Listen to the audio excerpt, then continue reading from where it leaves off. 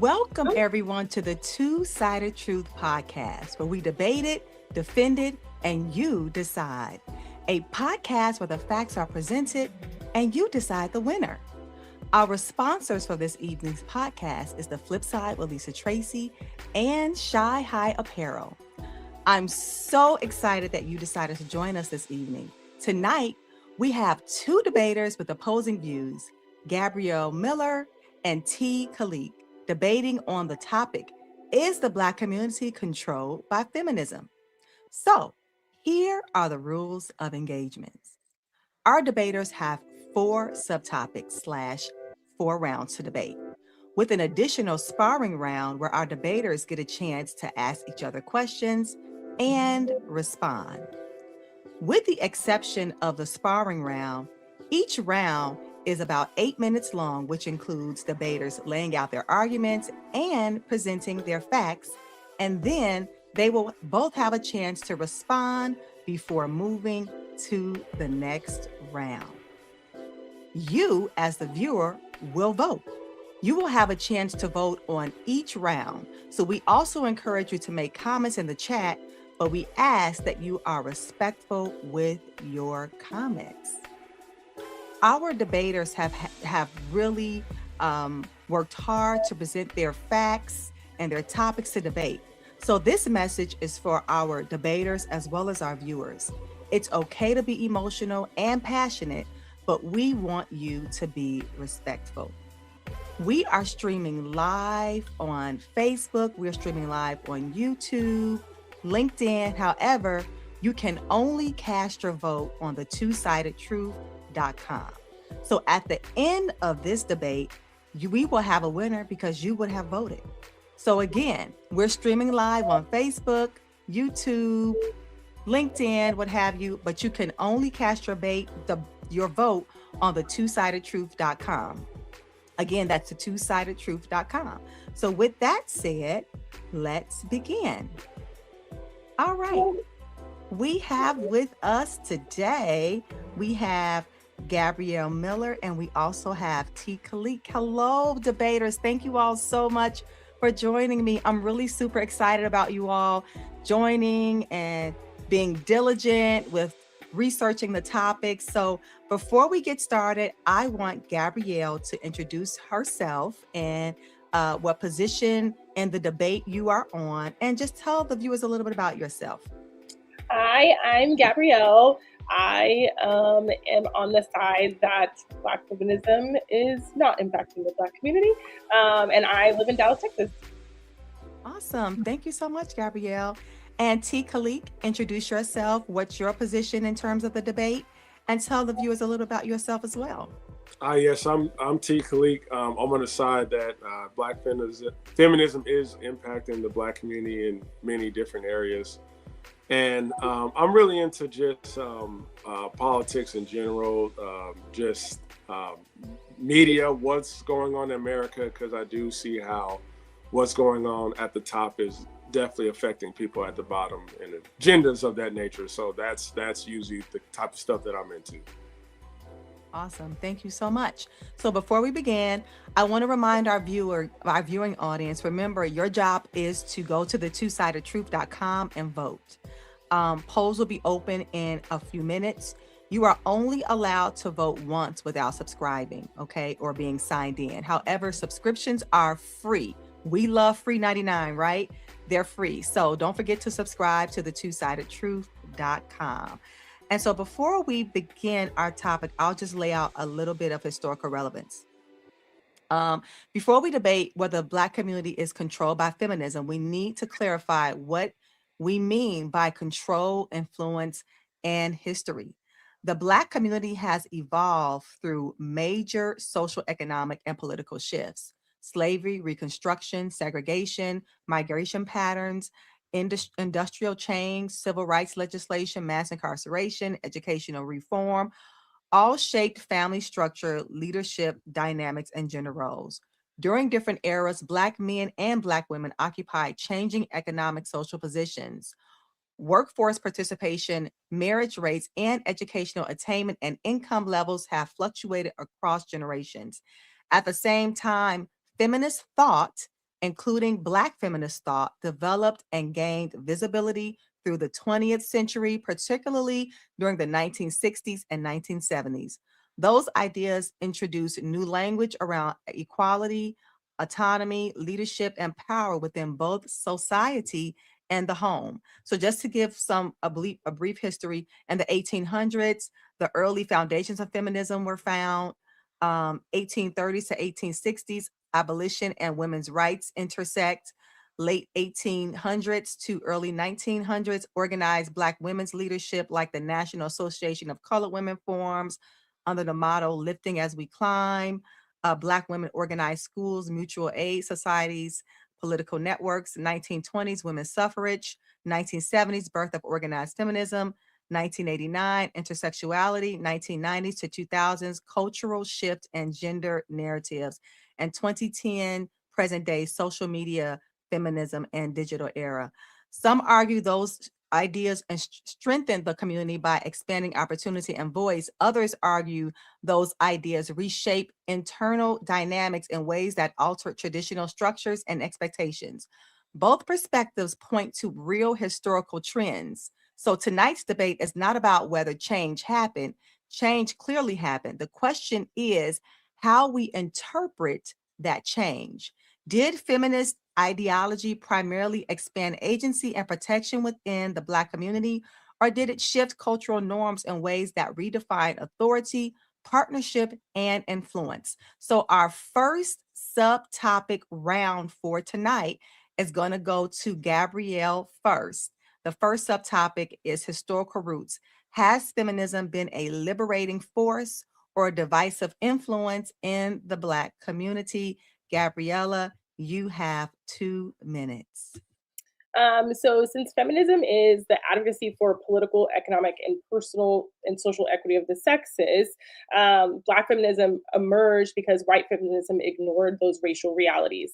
And Black feminism has always been a liberating force in the Black community because it does not divide the struggle, it deepens it through the inclusion.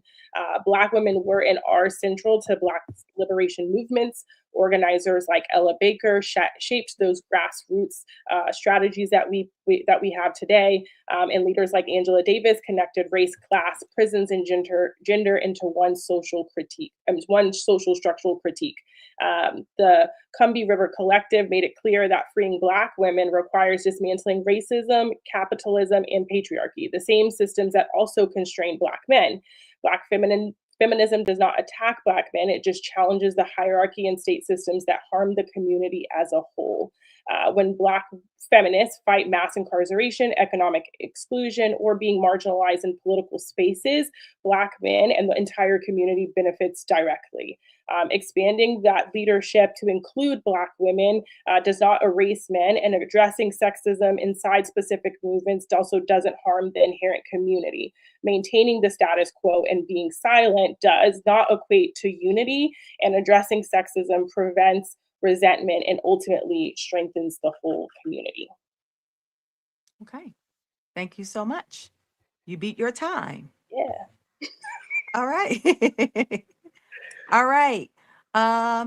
Same question. Historical roots. Has feminism been a liberating force or a divisive influence in the Black community? Tariq, it is your time. No, I definitely believe it has been a divisive force, and we just got to break these words down.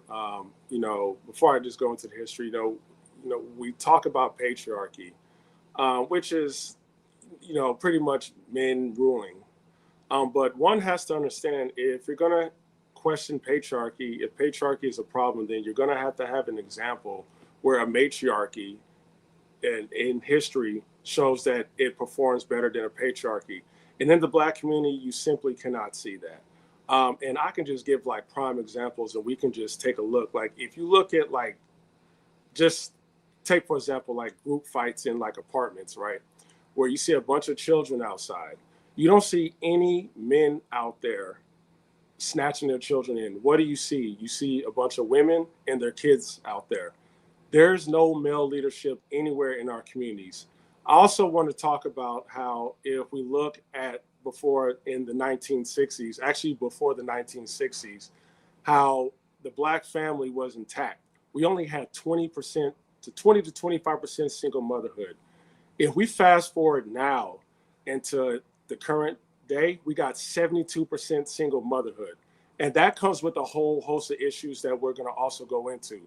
Also, when it comes to the unity aspect of Black men and women, we can see what feminism does is very hostile towards Black men. I'm just going to give some prime examples. There was an article written by a feminist, and let's keep in mind, feminists could be men and women, Damon Young, which said Black men are the white men of Black people, and pretty much saying that Black men need to address their sexism and misogyny. These type of statements that are made towards Black men, not only in the media, but in written publication, causes a friction, and it separates Black people. And once again, we'll go into that more.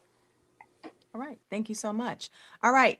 The polls are open, you all. The polls are open for this topic. You can only vote on the two-sidedtruth.com, the two-sidedtruth.com. You can vote once without being signed in or subscribed, but in order to vote on all topics, you have to be subscribed. And guess what? It's free to subscribe. So come on over to the two-sidedtruth.com and vote. All right. Gabrielle, would you like to counter? Yes, I would. So I just want to know, like, what exactly do you mean by matriarchy? Because I feel like when most people are using matriarchy, they mean like women dominating men the same way that patriarchy does for women. But historically, like, that's not what Black feminism is. Black feminism argues for the equity of people, not like women ruling men. And so if your counter is saying that 72% of single mothers or households have single mothers, then what is that really saying about men? Because that means that the women are showing up for their children, for the things that they have provided for, and that they're taking responsibility for. So then, in essence, feminism is doing its part of that, but Black men are not equally also having their part as well too. So, and there are definitely many historical cultures like the Iroquois Confederacy, that's a matriarchy. There's countries in West Africa that have matriarchies. The Minangkabau in Indonesia is a matriarchy society that's probably like one of the longest standing matriarchies that are there. So like they exist in the world and they're very successful, but we just don't have that opportunity to showcase here. And I think also just like biologically, like women are the people who give birth to children. So it kind of makes sense that women should be the people in control because they're the people who can continue on a bloodline. Well, here's the Before issue you that go, I just want to let people know the polls are open. The polls are open. You can only vote on the two-sidedtruth.com, the two-sidedtruth.com. Okay. Are you done, Gabrielle? Yes. Okay. All right. Tariq, you have all of 2 minutes. Well, here's the problem I have with modern contemporary feminism, and just the goes to show what you were saying about Black men not showing up. The issue I have with feminism is they don't have a gender difference. Feminism attempts to say that men and women are exactly the same. There's really no inherently biological differences. There's no, everything that men and women do differently is due to social constructs. So let's put this into perspective here. Women sleeping around is a lot more detrimental than men sleeping around. Now, this is an issue for feminists, but there's a biological reasoning for that. The reason being is that women are the child bearers. They cannot be promiscuous because if they're promiscuous and they sleep with a lot of men, they don't know who their child's father is. Okay. The same thing does not exist for Black men. So when you say that Black men aren't showing up, which I definitely understand, we can definitely go into the family system.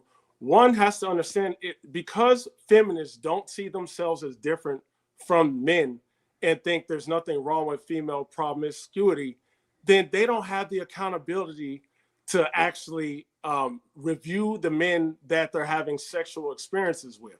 Okay, this is causing them to make a lot of mistakes, getting pregnant with the wrong men, and the men are abandoning them. So this is the problem I have with feminism. There's just no gender differences. And we're even seeing now where men are now being allowed in female sports, beating women in track, having a say in women's spaces because they think they are women.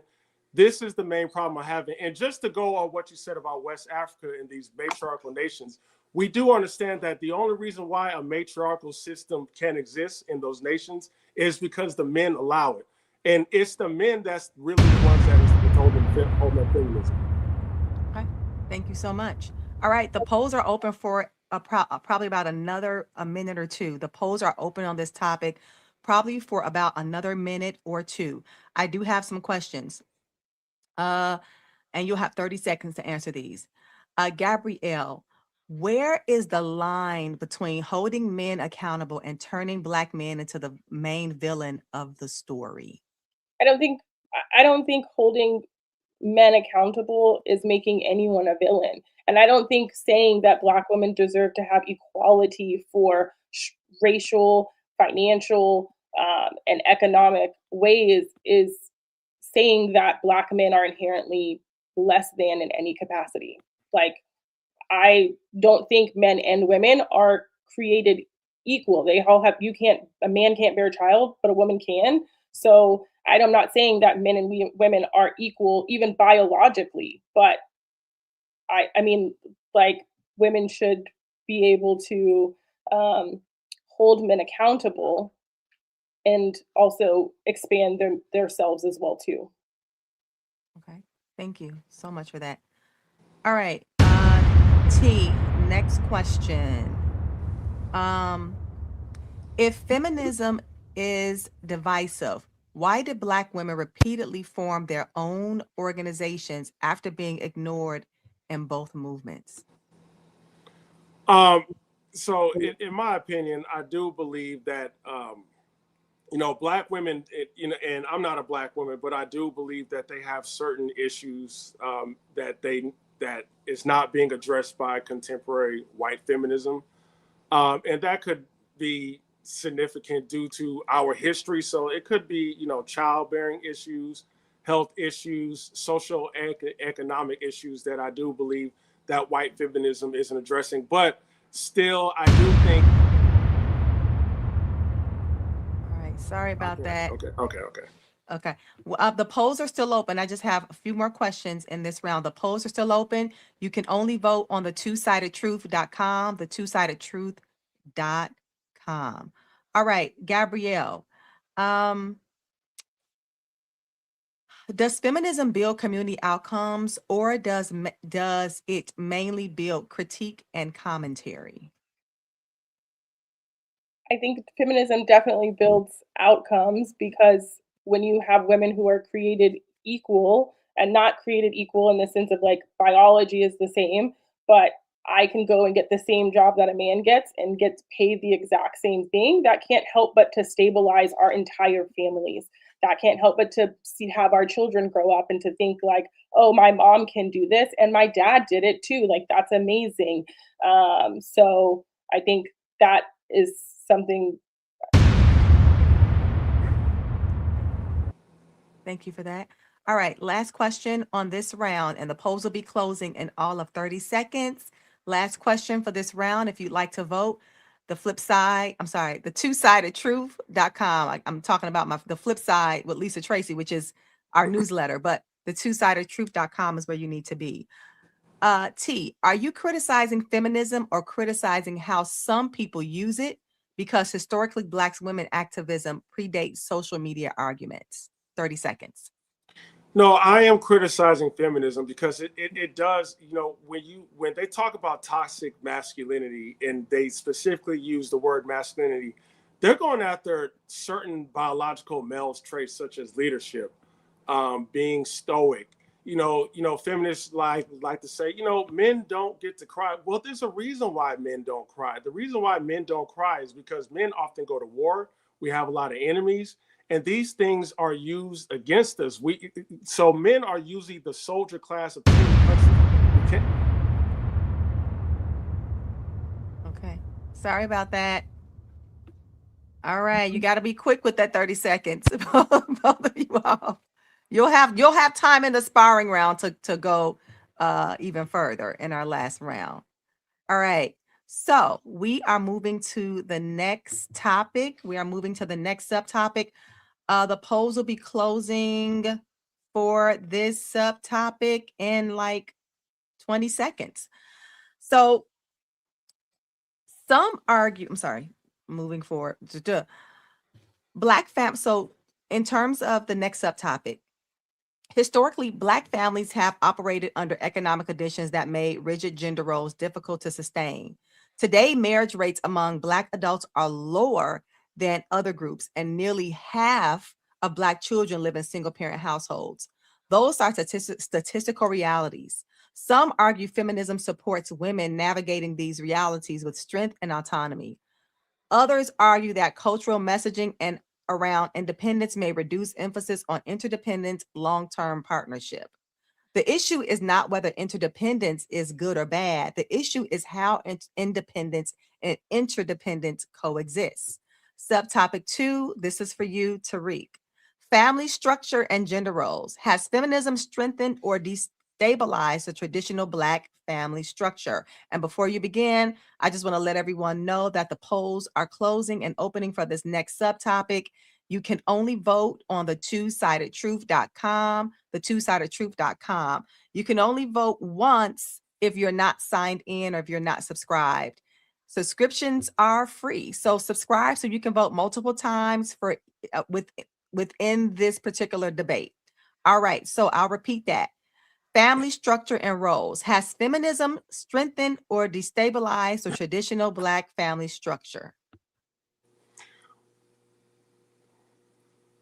Well, when you look at modern contemporary feminism, it's all about women empowerment, women going through their 20s and their 30s to pursue career.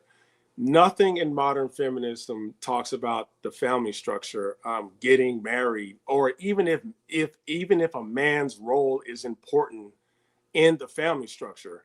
There are no gender roles. So if there are no gender roles and you got two people getting together, it's, they're just winging it right now. And to me, I think that's a major reason why a lot of divorces and a lot of complications are happening within the Black community. And these are not concepts that Black people came up with, because like I said, before pre 1960s, we had a single motherhood of 20%. Now it's 72%.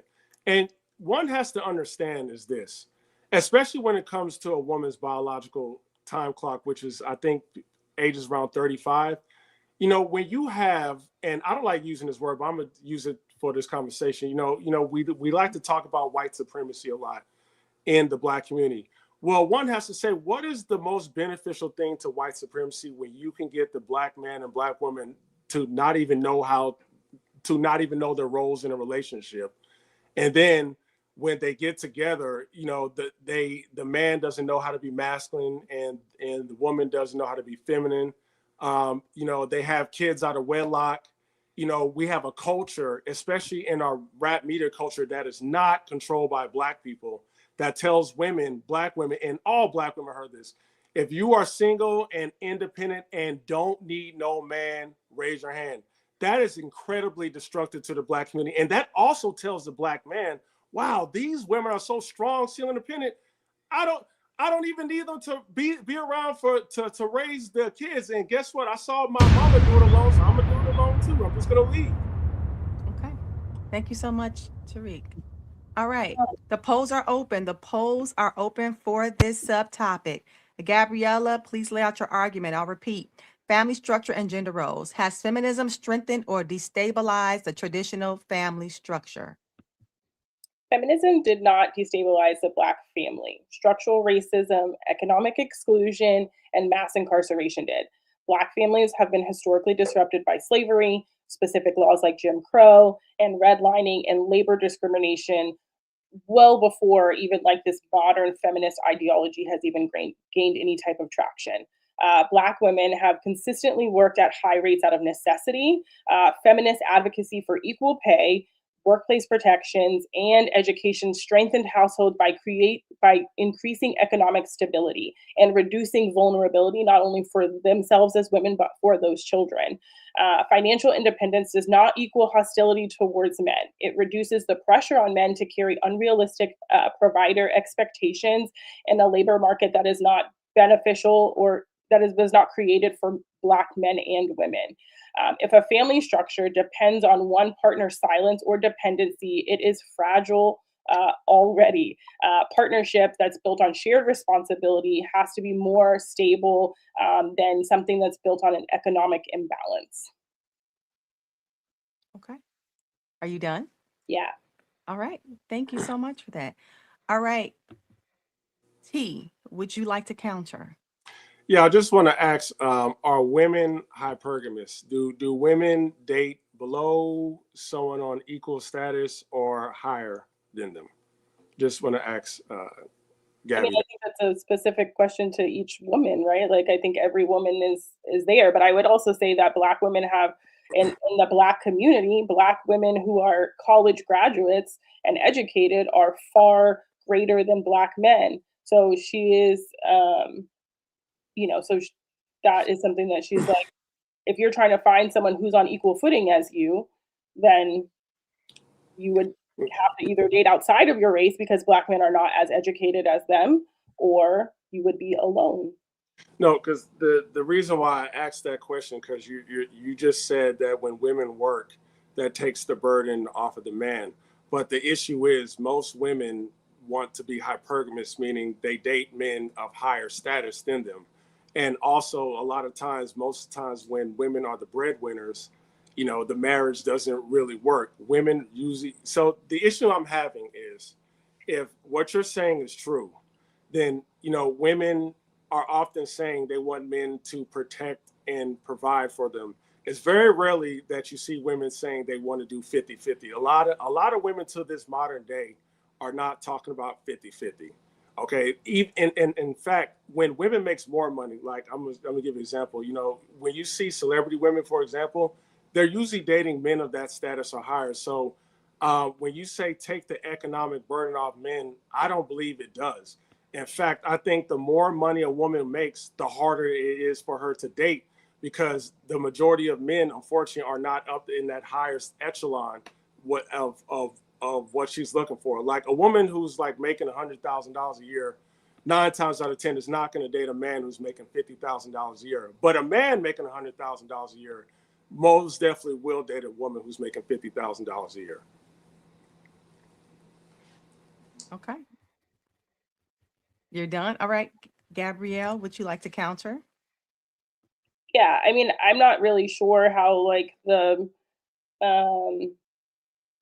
I mean, if Black women are more educated, and someone said in the comments that Black men make more money than Black women, which is true by default, because if you follow a pyramid of men inherently still make more money than than women in general. So a white man is still going to make more money than a white woman. So a Black man should follow that they would make more money than a Black woman, given that we're in a patriarchal society.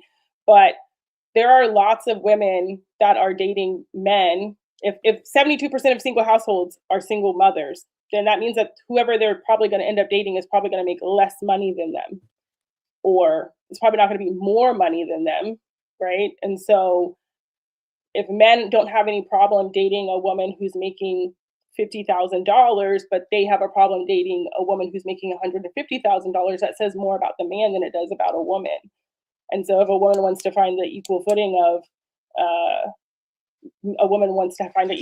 of a man who's as educated as she is, then that's it. But there's a lot of single Black women who aren't dating anyone because they don't have anyone on their level, and they want to date someone in the Black community, but they're not telling her, like, there's nobody else there that she can have an equivalent to. Yeah, so the question is, so that's what I'm saying. Feminism does not address that at all.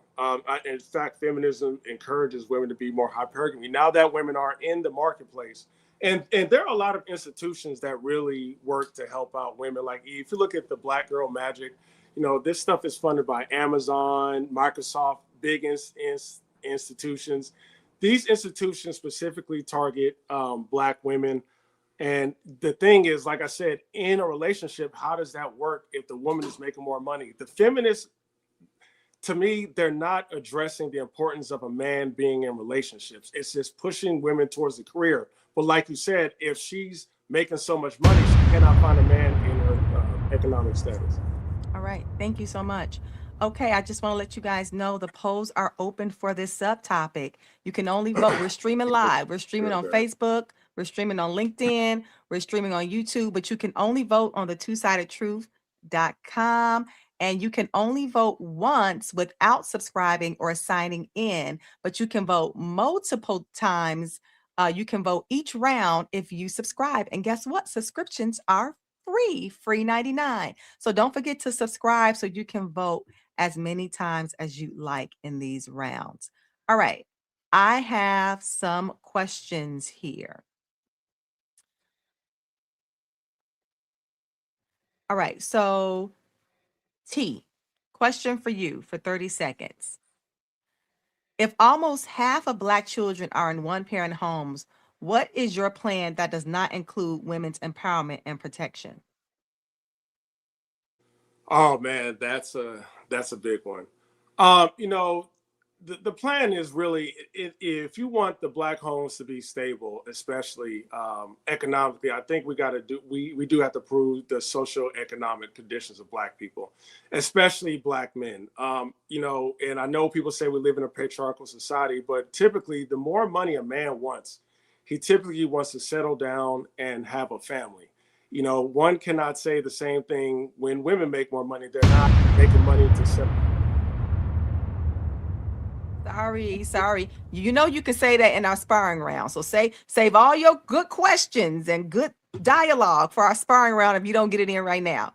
Okay. Again, the polls are open, the twosidedtruth.com. All right, Gabrielle, if 30 seconds, if feminism is about equality, why do so many men say they feel like they are being trained to be helpful and not respected? I think that's because that's the way society has trained men to be, that women are inherently taught to be are taught to be helpful, taught to be caring, taught to be empathetic, but men are not necessarily taught that. They're just kind of told to just grow up and be boys, and your wife will do things for you and your mom does things for you. And so when women are holding men accountable for things that they have never had to be held accountable for, it feels uncomfortable. It feels like they're required to do something that they have not had to do before. Okay, thank you for that. All right, T. I was waiting to see if the bomb was going to explode. All right. I just want to let people know the polls are still open on this subtopic. All right, T. If feminism didn't exist, what exact force would have protected Black women from unequal labor expectations inside the home?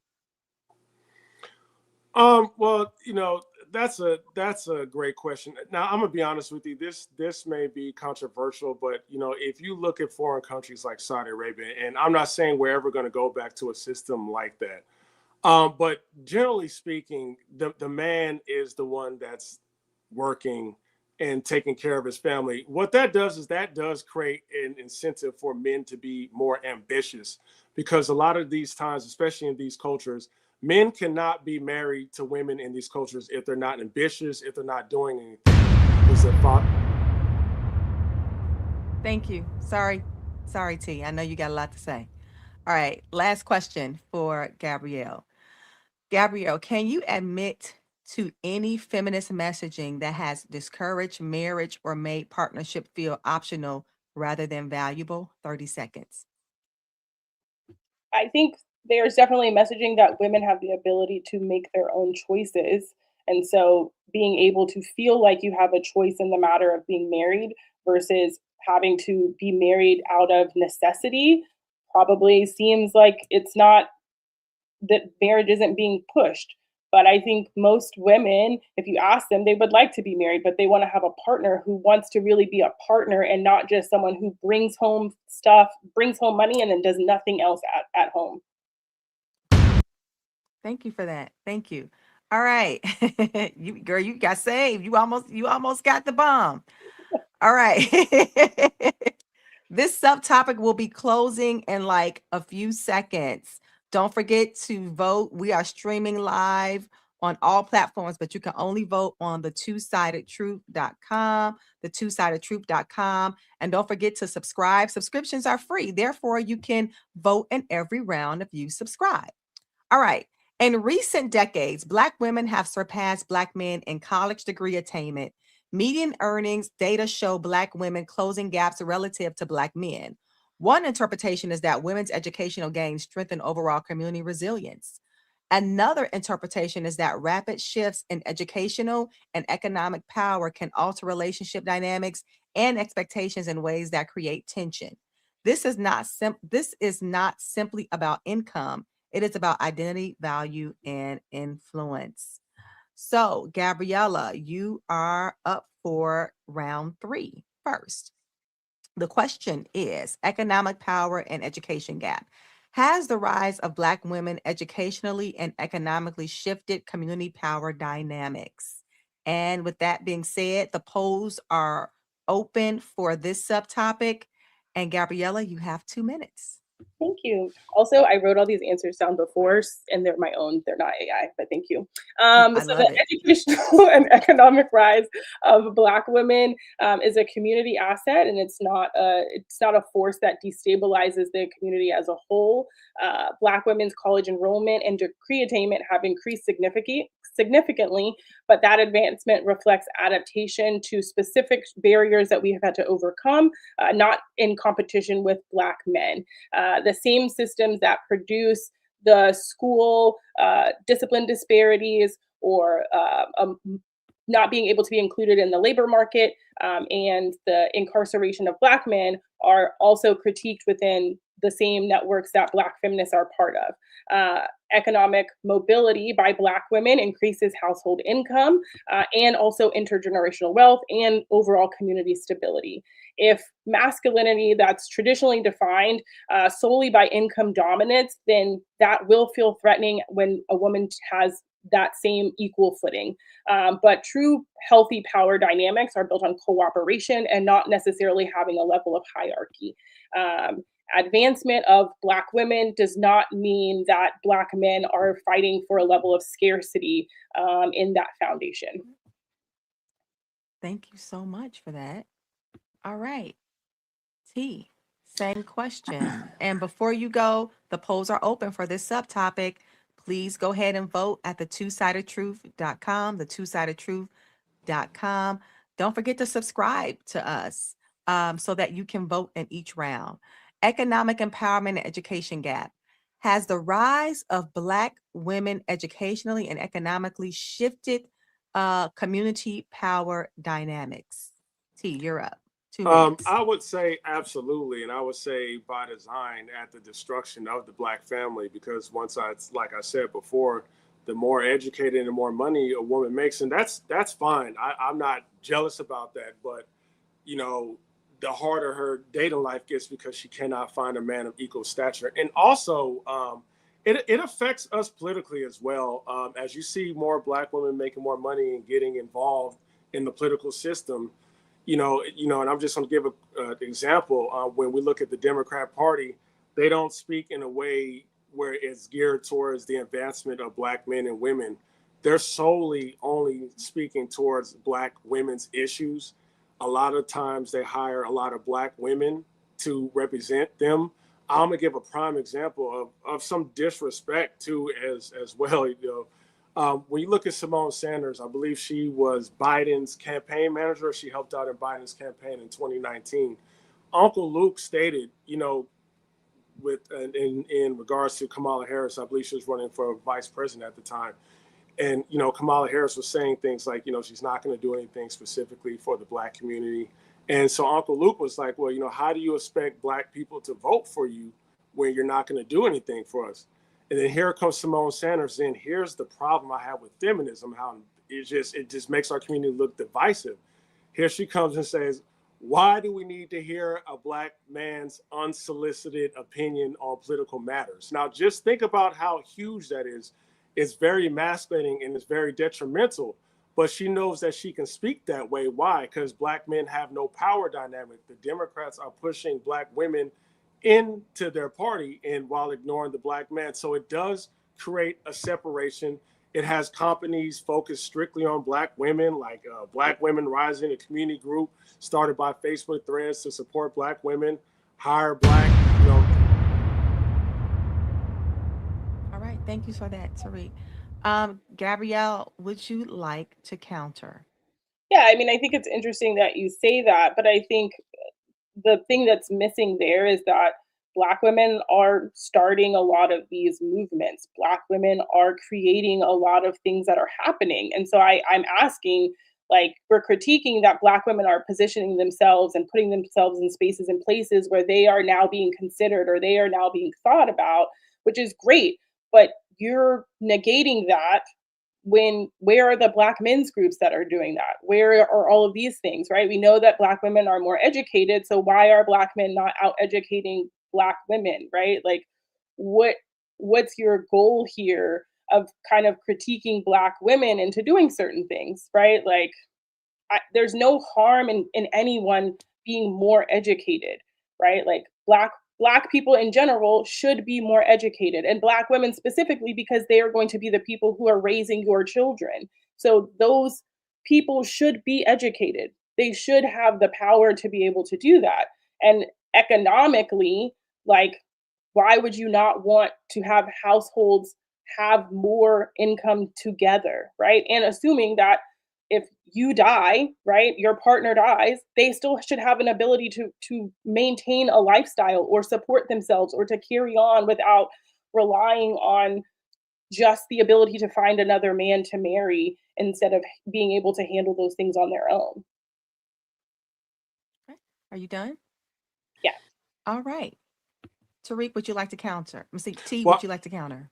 yeah, I would say it's not just black men in general. I just think it's men in general. Women are, yes, getting out educated and being the majority of colleges. And this is, to me, is the a feminism push. I believe society is you know, I call it overcorrecting. There are a lot of programs, you know, we look at STEM, things like that, focusing on women and girls, you know, giving them scholarships to kind of just to kind of balance out the genders. Because yes, prior to the past, men were the majority educated, men were the majority in college, and also hiring. You know, there are quotas in hiring. You know, if you don't have enough women being hired to a certain company, that company can't get sued. So there are a lot of initiatives that's aimed towards women while ignoring men. And I'm not saying that's a bad thing. I'm saying society should also focus on the young men and what the young male needs. And I'm just give you an example. Men and women do have different learning habits. You know, when you go to school in elementary school, young men, young boys are they just can't sit still and listen to a teacher and hear her talk. That is more of that's how women learn. Young women can sit down and learn. Boys are more active, but our school systems aren't built towards that to cater to how young boys are. Also, there just simply just aren't enough male teachers. There, you know, the majority of teachers are women, so the majority of teachers don't even know how to handle young males. There's a large epidemic of young men being put on, you know, Ritalin, these psychotropic drugs because they're just too wild when they're just being young boys. And I'm just saying a society is not addressing that. I think it's by design. I think this country is pushing feminism for the reason to weaken the male and masculinize the women, which does cause gender divides. It causes the marriage rates to go down. It causes single motherhood to go up. And also, when you look at college campuses, we don't even have free debate no more because there's so many women. All right. Thank you so much. All right. So, with that being said, I have a few questions. And before I start with my questions, I just want to let everyone know the polls are open for this subtopic and we'll be closing in a few minutes. Don't forget to vote at the two-sidedtruth.com, the two-sidedtruth.com, where you can vote on all topics if you subscribe. And subscriptions are free. Free 99 is what we love. All right, Gabrielle, I have a question for you. If men are falling behind in labor force participation, where is the feminist agenda for Black boys and men that does not sound like blame? 30 seconds. I think in the feminist movement, it's still about lifting others up as well, so that there's an equal footing, right? So um, having the ability to have young boys and do well in school, focus on reading, on learning, on what that looks like, so then that way they can have the ability to go and get into the workforce. Okay. Thank you so much for that. All right. Tariq, question for you. Is it feminism or is it simply math? Whoever has leverage in education and income often shapes the agenda, right? Um, I would say, yeah, that's true. But the reason why I'm putting a lot of this on feminism is, like I said, there seems to be an overcorrection of our society focusing on women, hiring initiatives focusing strictly on women, and also, we say the magical word DEI, but that stands for diversity, equity, inclusion. And unfortunately, when it comes to men, we aren't a part of that DEI structure. It's usually, women of color, people that falls in the line between the LGBT portion, which is fine, but the whole heterosexual male is not included in that. Feminism does not address that, and I strongly believe the main reason why feminism is created, and it creates a whole other broad issues of social issues, but it is. Thank you for that. Gabrielle, 30 seconds. How do you build a community when one gender increasingly feels unnecessary and economically and socially? 30 seconds. I think it's understanding that both sides are looking for the same thing, right? Like Black women have the unique understanding of being racially and gender at a sub level compared to like white men. So I think we have a unique perspective of being able to relate to Black men in a capacity that has not been historically nice to us. I think if we can work together and say that we're really all still want the same thing instead of being so divisive, then we can make that happen. Okay. Thank you so much. All right. The polls are open and we'll be closing in a few minutes for this topic. I wanted to go and just read a few comments from our listening audience. Um, Scott says that um, the matriarchy is a proven failed construct. Feminism is a curse that rejects God's order within the family and the community. Um, PO says, structural says women are only able to do and be the things that they can be is due to men. So he's saying women are able to do and be the things that they can be because of men.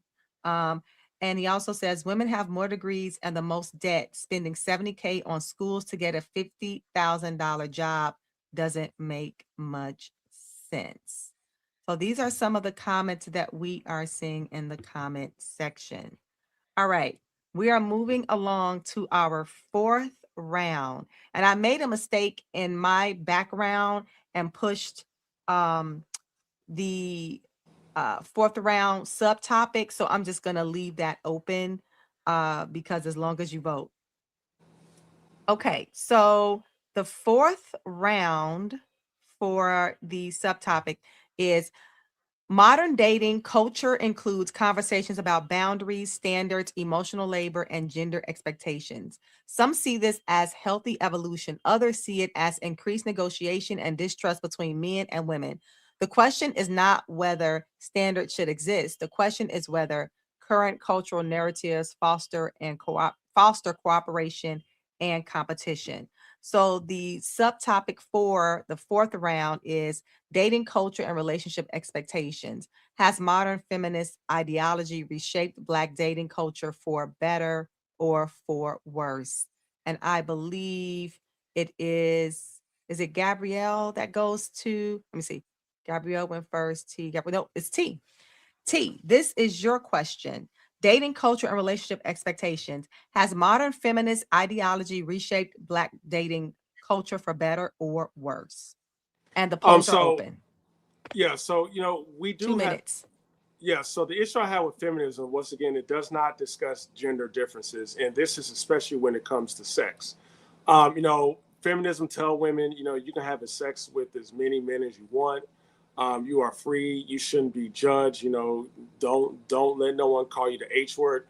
Now, counter to that, I want feminists to know how beneficial that is to men, because men would usually have to court a woman, be a good guy, be financially stable. He needs to be the man to be able to take care of himself and the family before he wins that woman over. But if there's no gender differences and there's no shame and women are being promiscuous, it doesn't encourage the man to be the best man that he can be for a woman. So he's also, because he's used to the promiscuous society of women, he's going to also try to have sex with a woman as fast as he can. So you can see that that's also increasing the single motherhood epidemic. And the issue with the single motherhood epidemic, especially when it comes to boys, when boys are raised by single mothers, they are more likely to commit crimes, more likely to go to jail, more likely to be socially awkward and have mental issues. Women raised by single mothers are more likely to experience teen pregnancy. They are more likely, unfortunately, to be SA'd at a young age because there's no father in the home. And this is the issue that I'm having with feminism. If you don't establish gender differences, being the man's role is to protect and provide, and the woman is to support, and you flip that to women, or you say that women are single and independent and don't need no man, then the Black man, I don't see how he's going to take a woman seriously. He's just going to move in his lower nature, and that's not conducive to relations or family. Okay. Thank you so much. Gabrielle, same question, 2 minutes. Dating culture and relationship expectations. Has modern feminist ideology reshaped Black dating culture for better or worse? Yeah, I think it definitely has shaped it for the better. I think um, T's argument is a very elementary one that relies on things of the past of saying like women are only here for basically breeding and sex. But I think the new modern feminist movement has created um, has is being created to hold men more accountable, to have more emotional maturity, stability, understanding consent, and having an understanding of shared labor. Um, Historically, women in general, but Black women specifically, carry a disproportionate amount of emotional and economic burdens within all types of relationships. I mean, you even said it, like single mothers, but that doesn't account for where these men are who are also participating in this as well. Feminist the discourse within the feminist community has more normalized setting boundaries, going to therapy, increasing communication in ways that actually do benefit both partners. While social media has probably exaggerated some social norms and expectations, I really truly believe that it's Black women and Black feminists specifically have really taken a turn to be more introspective and to look at what they need to do in order to better themselves, to be better partners, and to be better individuals. And in my experience and understanding is that Black men don't have that same introspective relationship to see what they could do to be better partners, how they could communicate better. They just rely back on I'm a man, or I make a certain amount of money, or this is what I'm expected to do, or women shouldn't be able to do this. And it's focusing on what women are doing and not necessarily what men are doing. So I definitely think the modern feminist is holding men to a higher standard. Okay, thank you so much. Tariq, would you like to counter? Yeah, it's just, you say men don't hold each other accountable. I would say, the dangerous word patriarchy. Before the feminist movement, absolutely, men were absolutely held to high standards. First of all, we had more two-parent homes.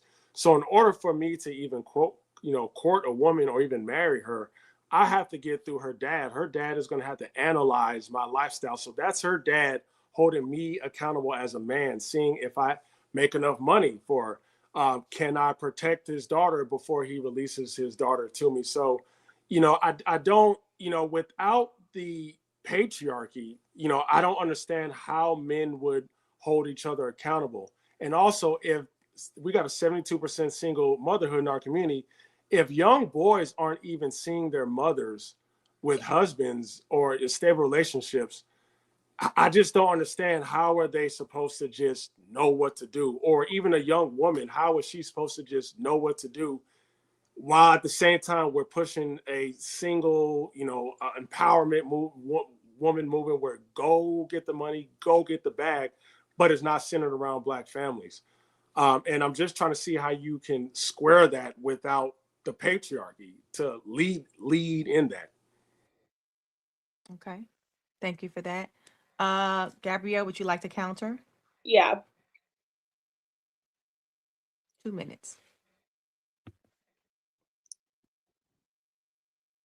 I'm just waiting for the counter.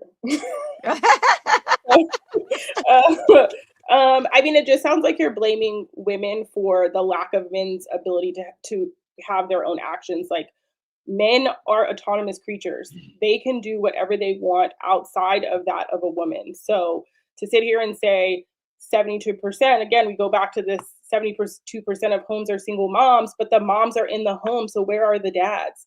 Where is their responsibility at? Right. And we, like, men are their own people. You don't have to rely on a woman to do many things. And then your first argument was talking about in the patriarchy, which we still exist in, that a man had to go ask another man for permission for his daughter, and that just sounds like property. Like, a woman had no autonomy. Higher marriage rates does not mean better successful relationships. It does not mean happier, healthier kids. It does not necessarily inherently mean all of those things because people are married longer and stuck it out. But some of those women are miserable. Some of those kids grew up to be also terrible, and they saw horrible relationships where their dad was beating on their mom, but just because she didn't leave, that doesn't all of a sudden be like, they were married for 50 years, good job. Like, she didn't have a choice. And now we have choices. Women have choices to pick better partners, to pick people who understand what life really entails, instead of just demanding that, oh, this man financially provides for me and can protect me, but what else are you doing? You're not child rearing. You're not having communications. You don't know how to control or manage your anger. You don't want to educate yourself. You don't want to go to therapy. You don't want to do all of these things, but you still want to blame a woman for everything that goes wrong at any given point in time, which doesn't really make sense, right? Again, 72% of women are single parents, but those are the people who are there, right? It's women who are in the homes. And Black feminism is trying to create the situations for, if I'm going to be a single mom, that I should make the same amount of money, I should have the same equal voting rights, and I should do the same types of things to be able to provide for my household that this man is not in at. I think I'm probably over the time because the counter stopped. Oh, the counter stop. Thank you. All right. Thank you so much for that. Okay. All right. We got a question here from our audience. So, what is this? Stephanie says, what is the solution? Should Black women relinquish their economic standing, education, etc., to accommodate this fragility that we're hearing? I mean, the solution would be for Black men overall to rise to the occasion. What is stopping Black men? T, you want to answer that? 30 seconds. Well, there's nothing stopping Black men from rising to the occasion. It's just, Black men, just take, for example, a successful Black man work hard his life. You know, we haven't really touched in the masculine and feminine, but Black men, what women don't understand is that we don't see relationships like how women see relationships. We're not looking for a partner who makes equal or more to us. That's not the traits that we care about. We don't care how many college degrees you have. Generally speaking, and unfortunately, women who usually are CEOs of companies, this has a lot of masculine tendencies that make relationships fail. Okay, thank you so much for that. All right, you guys, I have a few questions before we move to our debate or die round, which you can actually vote because I kind of screwed up the last topic, the third topic in terms of voting. All right. So, um,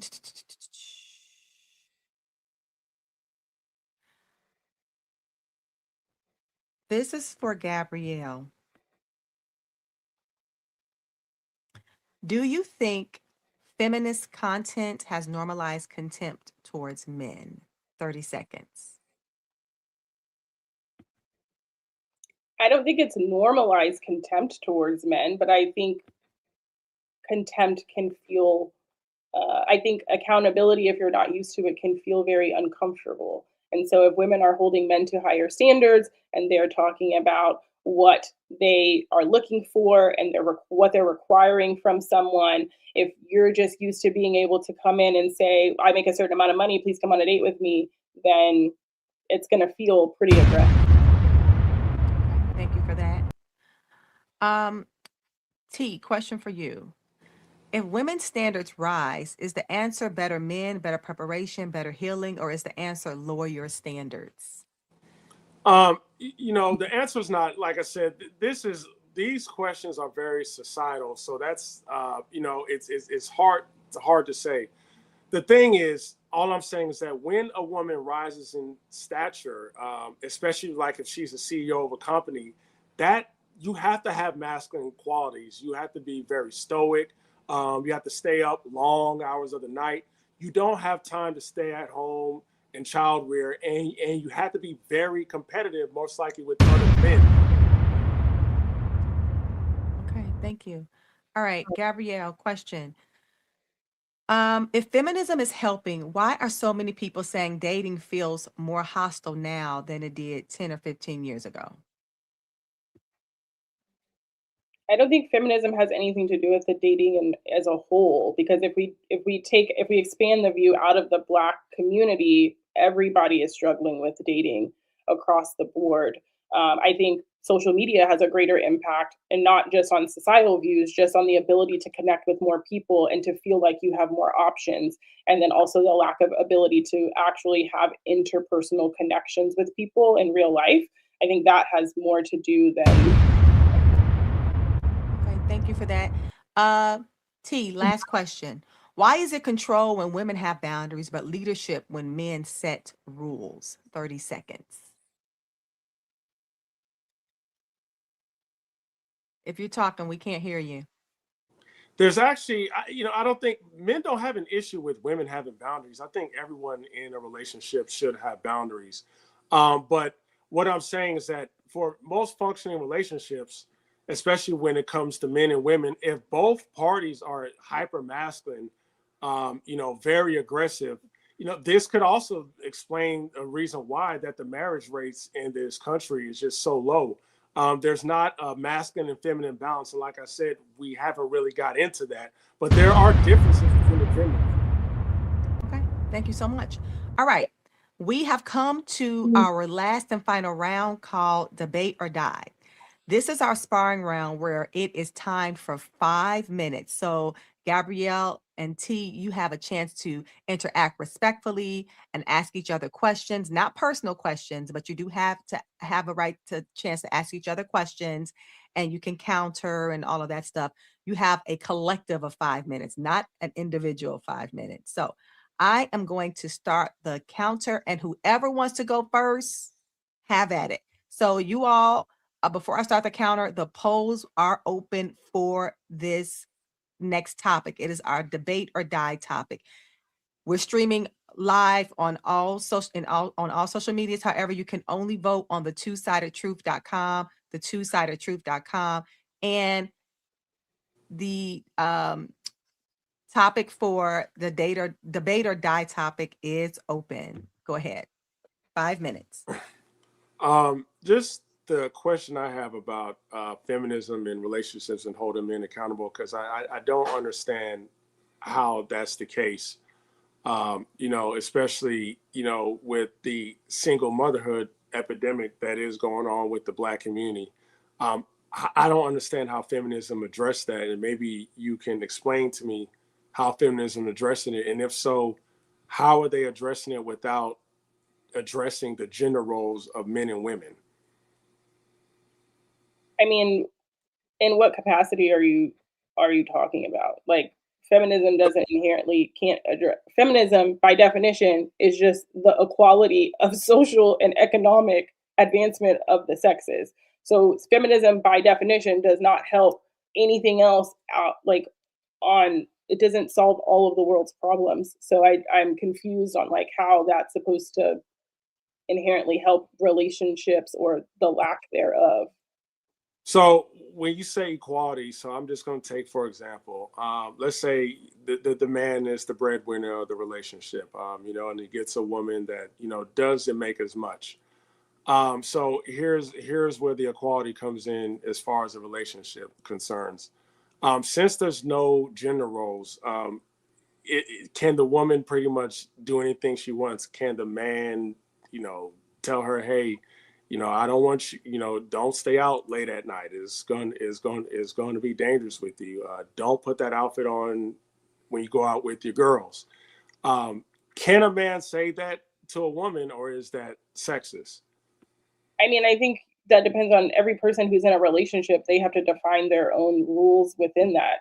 If a man wants to tell me what I should wear, we're probably going to have a little bit of a problem because you're not a woman and you don't know how I want to dress. But if like two people can decide however they want to be in a relationship, I don't mean equality and like we should be able to have equal conversations about things. I should be able to make the same amount of money that you're making. You make the same amount of money that I'm making. That should be great, right? And a household, if I bear the children, you should also come home and take care of the responsibility of some of the children. If we're both working, we both have to clean up the house. We both have to do certain things. Like that's the equality of that. Now, whether or not someone is more feminine or more masculine, that is really a personal preference and it kind of just ebbs and flows between each person. Like every male and woman has both masculine and feminine qualities. So you have to figure out what that looks like and balance that out between your relationship. So feminism doesn't have one overarching guideline of like how you should navigate and what that looks like for yourself. But that's the problem I'm having. So you see, this is the issue I'm having with feminism when it comes to relationships, because now, so there's no gender rules. And we're seeing how this experiment is happening. Like I said, the decline in the marriage rates, the single motherhood epidemic. And I'm not seeing feminism address any of that. So that's what I'm trying to get to. And also another thing that perturbs me is there are a lot of women, and I know we all see it, and it seems to be the standard that women still, on a basic level, want men that they date to protect and provide. Like I said, we're not hearing in this relationship conversation that relationship is 50-50, especially with the bills. A lot of women are turned off. So it's almost as if in this contemporary feminism, it's like women want to do whatever they want but still hold men to the traditional roles. Like, I do think you think that could be a problem for a relationship? want, and that's the thing. Like that's the part of feminism that you can require or demand whatever it is that you want to demand. Again, every relationship is the same. Every woman is different. I mean, every relationship isn't the same, and every woman is different. They're going to have different ideologies and what their expectations are for that. If a woman wants to go 50-50 on bills, then guess what? She has the option to go 50-50 on bills, or she has the option to say, hey, honey, you're going to pay all the bills, right? But if you pay all the bills, then I will take care of all the kids and I'll do all the grocery shopping and I'll pay all the bills, right? Like no relationship looks exactly the same. They'll never look exactly the same. And whatever gender roles you want to have, you can define that. No one's taking that away. But But that's got to bear out in statistics. So I hear what you're saying. I mean, just think about what you're saying. The woman is bringing a lot of money home. The man is too. The money is combined. Yet, why is the relationship rate still failing? Like we should have been able to solve that economic issue. All right. All right, you all. Thank you so much. That round is complete. Okay, now I have to say this. You all did such a great job. I do want to read some of these comments. We're coming to a close, but while we're coming to a close, the polls are still open for just a few more seconds rather. We're coming to a close, but I do want to read some of these comments on the two-sided truth wall as well, the chat area and the two-sided truth. So let's see. Demetrius says, how can she pretend that women being educated has helped the Black community? As women are becoming more educated, the community is falling apart faster. Jeff says, fragility doesn't equate to balance. People keep stressing economic stability and bypassing cognitive thinking constructs. A man may make less, but be the better thinker and decision maker. Reggie says the biggest complaint Black high value men have is the Black woman today lack the submissiveness and softness of women of other cultures. They are saying they don't have the patience to look for a needle in a haystack.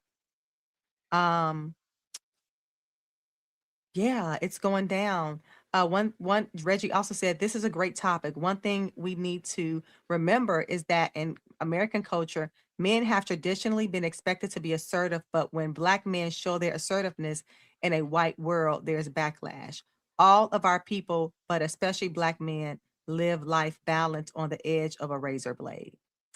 So, with that being said, we have come to the end of our topics. And even though both of you all did a wonderful job, of course, we do have a winner. And our winner for this evening is, drum roll, T. Khaaliq. Congratulations, T. Gabrielle, I want to say you did an amazing job. T, you did an amazing job. Both of you all. Thank you so very, very, very, very much. T, you are gifted a gift certificate to one of our sponsors at the Flip Side with Lisa Tracy or Shanghai Apparel. I want to say thank you all. Thank you to our debaters. If you believe, listen, if you believe you can hold your own during a debate and you love presenting facts and you can civilly debate with passion, sign up to be a debater. Go to the twosidedtruth.com, scroll down a little bit and click become a debater. Click the become a debater button. If you'd like to suggest a comment, or I'm sorry, if you'd like to suggest a topic, go to the twosidedtruth.com and scroll down just a little bit and click the suggest a topic button to type in your topic. Thank you in terms of our audience for tuning in today to today's debate. Join us live for our upcoming debate next week, where our topic of debate is, what is racism and is it more prevalent now or pre-civil rights era? Join us join us with our two debaters who have opposing views, Michael Ferguson and Christopher Harris. If you want to keep the conversation going like this, check out our newsletter, The Flip Side with Lisa Tracy, where we bring you two perspectives to both sides of the story. Check us out at theflipsidewithlisatracy.com. Don't forget to subscribe to us on YouTube. Don't forget to subscribe to us on the twosidedtruth.com. Don't forget to like us on Facebook. And thank you so very much and have a wonderful evening.